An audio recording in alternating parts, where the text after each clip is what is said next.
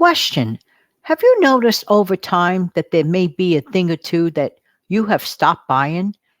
Let's think about it and let's talk about it. Back in a minute.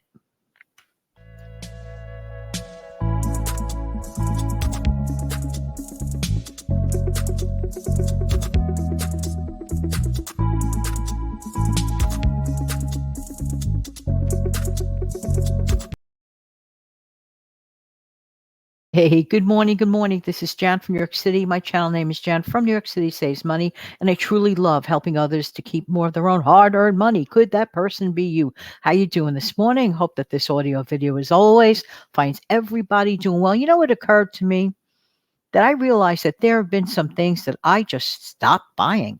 So I'm going to let you know about 8 of mine. Let me know in the comment section below if there's anything that you might have noticed over time that, without even realizing it, that you stopped purchasing.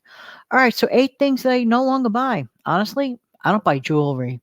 I just never was into jewelry my whole life. I was just not a jewelry person. I didn't mind wearing fashion jewelry, but I'm a speed like so unusual. It just like jewelry just didn't matter that much to me. I'm just saying the truth.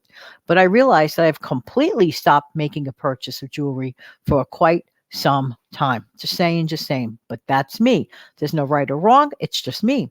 Next. Okay.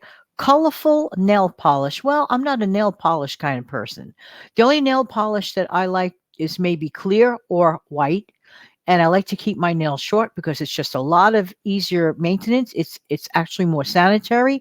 It's just easier to maintain for me and less costly actually, because I could easily do them myself. All right, next, heavy perfumes. Now, I love pretty fragrances, but I don't necessarily need, let's say, grandma's like from grandma's day, very, very heavy, heavy perfume. Because back in the olden days, there were some really classic ones that I remember, and they were great. But some of them are just too heavy and too lingery. I like lighter, airier fragrances that I prefer. Just saying, just saying. Um, Next, let me see. What else do I not buy? Oh, I do not care for. Now, my mother liked a certain type of what we used to call in the olden days vanishing creams. My mother used to like one that is very well known, popular makeup remover. And my mom used to like it, but I find certain types of that type on the greasy side instead. And I don't get a dime for saying this. Instead, I really prefer things like, let's say, Noxzema skin cream, or as far as moisturizer goes, I really, really love Oil of Olay. It's very non-greasy. Anything that's a non-greasy moisturizer works for me. I don't like that feel, that like greasy feel. It's crazy. I don't like that greasy feel in food, and I don't like that greasy feel on my skin. Just saying, just saying. So I notice I never ever buy anything like that. Just saying. Next, I never buy, and I don't buy, and I won't buy expensive, fancy schmancy $25 a bottle shampoo. For me, I just think that it's just not going to do that. The one that I could get at the discount store or the dollar store washes hair just as well. And for me, I'm just saying it, and everybody's different. But for me, it's just like I'm not interested in spending a ton of money on expensive shampoos or conditioners. I'm not saying that packaging isn't beautiful, and I'm not saying there may or may not be, quality stuff in there. But for me, just to get the job that it is intended for, to spend, a small fortune on it, it's just something that I'm just not interested in.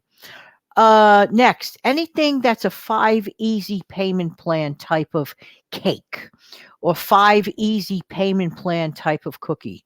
To me, that is just a little bit too extravagant for me.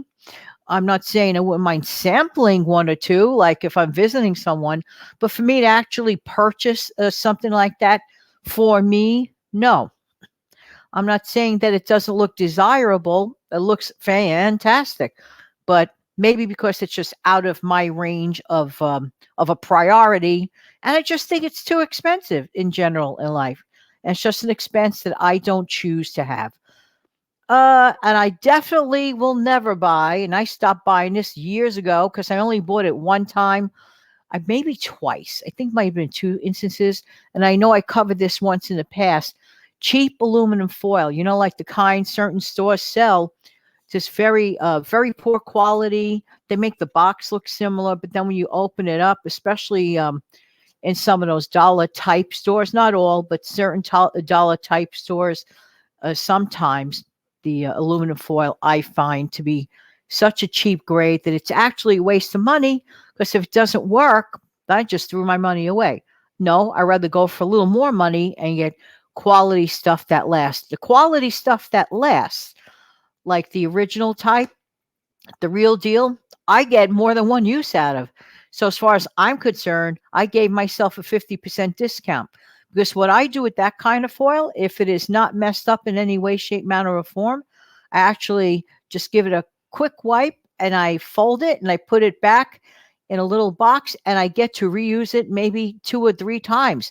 Like, for example, if I'm heating up something on a baking sheet, let's say I want to put in a frozen tray of that, beautiful lasagna. I'll put that little miniature or whatever size, personal size frozen tray of that lasagna on top of that foil on the baking sheet. I will remove it, take it out easily. And then when it cools off, which is instantly actually, because it's good quality foil, I will fold it up and I will put it away for the future. I've done this 5, 6, 7 times with the same sheet. I know how to get good value. I rather work with good value, because what do you get in return? You get good quality and good value back. Have you noticed anything like that in some of your purchases? Sometimes certain things, they really are in their own little way, sort of like a food investment or a kitchen, helper investment, things like certain types of bags. Like some people, and I don't understand this because it is kind of crazy. Sometimes people will like use a freezer bag, for example, and there's like not anything like meat drippings or anything in there, like stuff that, I mean, you could easily just wash it and reuse it. Even the ones that have been having the meat prior in there, you just clean it out with a little soapy water and give it a good rinse, because the bags that I like are very well made. You can get a number of uses out of it. So while you may be putting out more money in the beginning, look at all the uses that you get back. Is there a product that you know of, for example, that you work with, that you make sure that you sort of kind of get more than one use out of? That's a really good thing, because you are definitely giving yourself an automatic discount. Now, don't forget in the comment section below to let me know if there's anything that it didn't occur to you until you like sat down and think about it for a few minutes. Is there anything that you have noticed that you no longer purchase? Because this is interesting. I can't wait to find out what it is in your case. Hey, listen, if you have a moment, don't forget to do the following.